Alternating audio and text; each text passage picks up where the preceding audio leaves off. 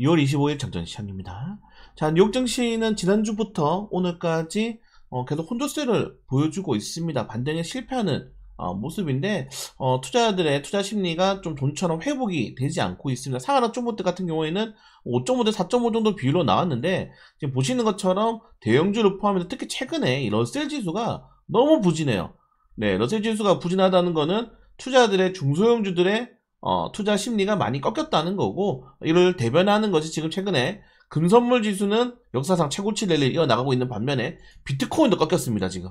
네, 비트코인도 꺾였죠. 그래서 리스크가 있는 중소형 자산보다는 좀 안전자산 쪽으로 수급이 계속적으로 좀 몰리고 있는 상황이 만들어지고 있고, 여기에 지금 시장을 흔드는 추가적인 재료가 바로 중국 항생시장의 강세입니다. 자, 딥시크에 이어서 지금 중국의 새로운 양자 컴퓨터 우콩까지 또 등장하게 되면서 중국의 AI 패권 전쟁에 투자자들의 투자 심리가 좀 많이 흔들리면서 M7에 대한 투자 심리가 중국 쪽으로 넘어가고 있는 상황. 보시는 것처럼 중국의 이제 이 테리픽 10이라고 하죠. 알리바바, 텐센트, 비아디, 샤오미, 메인투팅, SMIC, 반도체, 지리자동차, 바이두, 네디즈, 진동타컵 이쪽으로 수급이 쏠리면서 홍콩 항생지수가 이렇게나 많이 올라가 버렸습니다. 엄청나게 급등이 나와버렸어요. 그러면서 이제 새로운 패권이 좀 중국 쪽으로 넘어가고 있는 게 아닌가. 제가 자주 말씀드리지만은 중국은 공산국가이기 때문에 기업이 아니라 국가가 투자합니다. 국가가 투자해서 기업들과 경쟁하기 때문에 기업들이 사실상 국가를 이기기는 힘든 상황이지 않습니까? 그래서 투자자들의 심리가 약간 이쪽으로 좀 몰리고 있는 게 아닌가 이렇게 좀 생각이 됩니다. 그래서 최근에는 뭐 중국 증시, 우리가 흔히 말하는 중화게임이 운동도 커뮤니티 쪽에 좀 일어나고 있는 상황이니까 M7에 대한 이런 부진이 좀 언제까지 이어질 수 있을지. 그리고 사실상 M7도 여러분들 왜 우리가 주목받았습니까? 이게 안전자산이었잖아요. 근데 M7까지 흔들린다는 거는 시장에서 어느 정도 트럼프 대통령의 관세에 대한 리스크들을 좀 많이 생각을 하고 있는 것 같다. 이 정도까지만 보시면 될 것 같습니다. 자, 국내 증시 같은 경우에는 그래도 어제 시장도 버텨줬던 게 연기금이죠. 네, 연기금이 꾸준하게 국내 증시 비중을 확대하고 있고, 지금 보시는 것처럼 올해 연기금이 3조 가까이 매수를 했고요. 그리고 아직 남은 매수 여력이 2조 정도 남았습니다. 제가 이제 러프하게 5천억 가까이에서 2조를 잡은 거는 연기금이 보통 이제 하루에 1,000억 정도로 수매수하고 있는데, 이게 3월 31일 공매도 재개까지가 일단 변곡점이기 때문에 그 거래일까지 25거래에 남았단 말이에요. 그렇기 때문에 딱 요정도 수준이 좀 맞든다. 예, 그래서 러프하게 5천억, 좀 맥스로 2조 한 2천억 정도로 지금 예약 계산이 정도가 되고 있다. 결론적으로는 3월 30일 정도까지 변동성을 확인해 볼 필요가 있겠지만은 연기금의 수매수는 좀 이어질 가능성이 크다는 점들을 확인하시면 좋을 것 같습니다. 자, 그리고 최근에 국민들의 대인, 사람 대 사람, 그리고 기관에 대한 신뢰도의 추이가 많이 떨어지고 있어서 불신의 한국으로 접어들고 있습니다. 특히 2030 세대의 대인 신뢰도가 계속적으로 낮아지고 있는 상황인데, 지금 나라를 사실 이끌어가는 거는 70, 80이죠. 뭐 이런 말씀 드려서 그렇지만은 문제가 굉장히 많습니다. 이번에 아무튼 이 정도까지만 말씀드리면서 왜 2030이 지금 시장이 계속적으로 좀 국가와 사람을 불신하는지 한번 좀 새겨봐야 되지 않나 이렇게 말씀을 드리고 싶고요.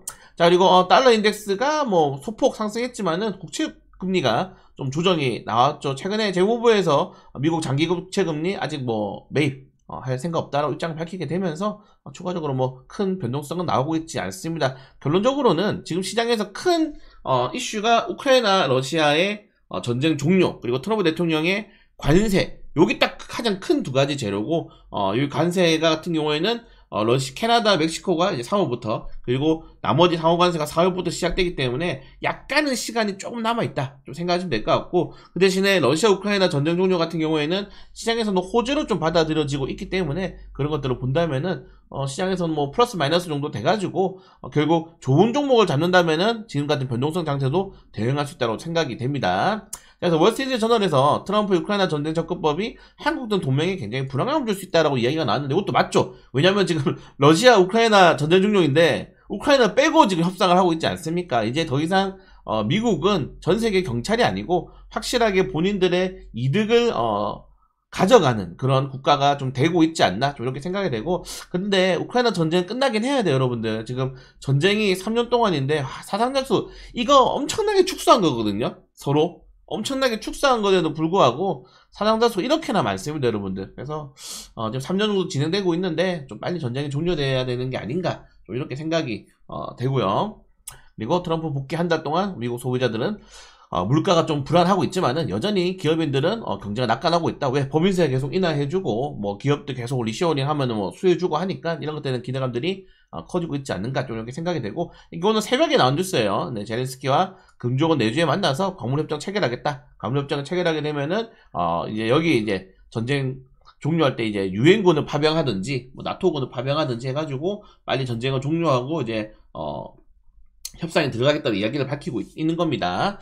자, 그리고 이스라엘 같은 경우는 뭐 전쟁 종료가 안 되고 있죠, 사실상. 네, 사실 뭐 미국이 이스라엘에 추가적으로 군사 지원을 했는데 그 군사력 가지고 뭐 하겠습니까? 장비 가지고. 그래도 전쟁할 가능성이 좀 크다는 점들 확인하시면 될 것 같고, 그리고 어제 중국의 이제 코로나 관련 테마주들, 오랜만에 진다키트 관련 테마주들 많이 올랐는데, 요거 이제 제가 6개월만 한 번씩 찾아오는 각설이 테마라고 말씀드렸죠. 원래 각설이 테마입니다. 인간 감염성이 낮다고 하니까 보유하신 분들은 항상 단기 슈팅 나왔을 때 좀 파는 게 낫다. 제약바이오 종목들 같은 경우에는 생각하시면 될 것 같고, 자, 그리고 한국 데이터 인공지능발 수요가 넘치는데 전자파괴 다음에 또 공사를 중단을 했다고 합니다. 지금 보시는 것처럼 참 우리나라는 약해요. 선동에 약하다. 지금 최근에 보시면은 2008년도 광우병, 사드 뭐 튀겨진다, 전자파에 참여가 위협된다 해가지고 막 성주에서 나온 참여 막 불매운동 나오고 이랬죠. 그리고 후쿠시마 오염수 방류. 여러분들, 저는 이게 선동 나갈 수 있다 생각해요. 네, 사람 지금 언론도 그렇고 사실 엄청나게 다 편향적이지 않습니까? 근데 사과를 하고 반성을 해야 되는데 우리나라 사람들은 사과나 반성이 없어. 네, 여기 광우병 파동 때 솔직히 다 욕했잖아. 그럼 나중에 사과하고 그거 선동했던 사람들 욕하고, 근데 그 사람들이 지금 다 정치인들이야. 그래서 저는 계속 염세주의자가 될 수밖에 없는 게, 이런 정치권 이슈 제거 확인하면 할수록 한국은 좀 끝났구나라는 생각을 계속적으로 하고 있습니다, 개인적으로는. 자, 그리고 한국이 이제 LFP 배터리에 발목이 잡히면서 지금 중국의 사실 전기차 점유율은 계속적으로 확대가 되고 있어요. 아무리 유럽연합과 미국이 중국산 전기차 배터리에 대해서 규제를 한다고 하더라도 일단 가격이 싸.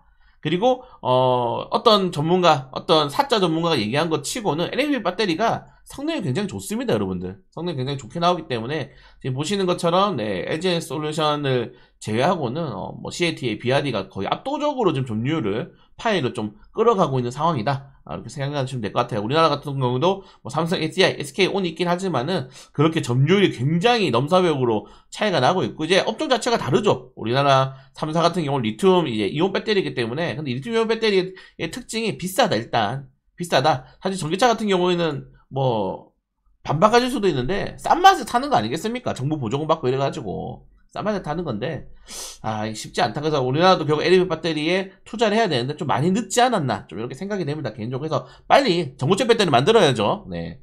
그리고 한국의 반도체 전력기기 종목들이 이번 좀 많이 조정이 나왔어요. 네, 많이 좀 조정이 나오게 되면서 최근에 딥시크, 특히 M7 종목들에 우리가 좀 많이 좀 따라가는 종목들이 많기 때문에 좀 하락이 나왔다는 점들까지 생각하시면 될 것 같고, 자, 그리고 정부가 국산 인공지능 반도체 K클러드 실증 성과 공유 세미나를 엽니다, 여러분들. 유튜브로 송출되니까 한번 보시는 것도 괜찮을 것 같고요. 자, 그리고 금융위에서 3월 30일에 공매도 전 종목 재개한 이거, 여러분 이거 한 달 전부터 돌아다닌 거 아시나요? 이미 이거 말고 여러분들 30개 정도가 돌아다니고 있어요, 리스트가. 네, 그래서 공매도 탑계 주요 종목들 슬슬 이제 그래서 좀 매도가 나올 수 있기 때문에 내 종목도 우리가 흔히 말하는 PER, PBR이 너무 많이 높아 올라간 주식들은 공매도 타격이 될 수 있다는 점들을 좀 확인하시면 좋을 것 같습니다. 그래서 뉴욕증시 같은 경우는 큰 일정은 없고, 어제 이제 시간에 이 종목들이 많이 올랐죠. 최근에 우리 필요사에도 그렇고 우리나라 스타트업 종들이 좀 많이 이렇게 주목을 받고 있는 거는 굉장히 좋다라고 생각이 됩니다. 그리고 어제 시장을 흔들었던 마이크로소프트의 인공지능 관련된 이슈가 사실은 여기 보시는 것처럼 AI 데이터 센터 임대계약 취소하면서 이거 인공지능 관련해서 좀 투자를 철회하는 거 아닌가라고 했는데 철회 꾸준하게 800억 달러 유지한다고 또 입장을 밝혔고, 그리고 버크셔 해서웨이는 꾸준하게 강세를 이어나가고 있다는 점들. 버크셔 해서웨이 여러분들 워렌 버핏이 올해 특징이 뭡니까? 작년부터 현금은 계속적으로 많이 늘어나고 있다는 거예요. 그래서 이런 것들을 좀 본다면은 확실히 좀 시장은 변동성을 계속적으로 좀 이어나갈 가능성도 크다는 점들을 확인하시면 될 것 같습니다. 그리고 테슬라가 중국에서 수율의 완전 자율주행 적용을 우리가 보여주겠다. 테슬라 같은 경우 여러분들 6월달에 로보택시도 나오고요. 네, 그리고 올해 이제 하반기까지 휴머노이드 로봇 상용화에 대해서 또 입장을 밝히기 때문에 계속 모멘텀을 만들어가고 있다. 다만 최근에 투심이 그렇게 여유롭지 않죠. 테슬라가 정시 테마주를 엮이게 되면서 지금 최근에 보시는 것처럼 차트가 굉장히 많이 망가졌습니다. 네, 망가졌기 때문에 이 300달러까지 좀 조정이 좀 나올 수 있다는 전망도 있다는 점들을 좀 잘 체크하시면 될 것 같다. 그리고 오늘 개별적인 일정 종목도 이렇게 하나씩 보시면은 좋을 것 같고, 최근에 정치 테마주들 굉장히 강세 많이 나오고 있습니다. 이제 뭐 탄핵 관련된 종목이 한 달 정도밖에 안 남았기 때문에 우리도 어제 뭐 사실은 김문수 장관 테마주 공략을 한 것처럼 정치 테마주들이 좀 움직일 수 있다는 점들, 오늘 뭐 큰 특별한 일정 재료가 없잖아요. 그렇기 때문에 오늘도 좀 제가 생각하기에는 정치 테마주라든가 아니면 뭐 한한령 관련 테마주도 이런 종목들이 좀 움직일 수 있을 거라는 생각이 됩니다. 자, 그리고 현대제철 또 아시는 분이 어제 연락을 했는데 확실히 그냥 완전히 공장도 셧다운 시키고, 네, 고로도 끄고 직장을 폐쇄했다고 하죠. 이게 뉴스 한번 여러분들 한번 읽어보시면은 어마무시합니다. 요구 사항이. 네, 제가 노조를 굉장히 싫어하는데 엄청나죠. 네, 그래서 그냥 폐쇄했다. 이 정도까지 보시면 될 것 같습니다. 회사가 있어야지 노조가 있는 거 아닌가요? 네, 좀 상생할 수 있는 방안을 마련하는 게 중요한 게 아닌가, 그렇게 말씀을 드리고 싶고요. 자, 그리고 오늘 일정 LKM 신규 상장, 그리고 한국은행의 2월 금융통화 유였는데 뭐 대부분 동결을 인하를 지금 전망하고 있기 때문에 금리 인하 가능성이 좀 높다. 금리 인하가 되면 이제 제약업종들 좀 움직일 수 있다는 점들, 제약업종들 좀 이제 금리에 민감한 성장주들이 약간 수혜를 될 수 있다는 점들까지 좀 확인하시면은 좋을 것 같고, 최근에 이제 LKM 또 상장하는데 어제 뭐 따따상도 나왔지 않습니까, 우리. 그래서 좀 오늘도 따따상은 좀 힘들다 하더라도 좀 강세 흐름 보여줬으면 좋을 것 같습니다. 네, 오늘 이 정도까지만 내용이 있고, 어제 좀 비슷하게 최대한 여러분들 안전하게 하면서 안전한 종목들 위주로 포트폴리오 만들어 가도록 하겠습니다.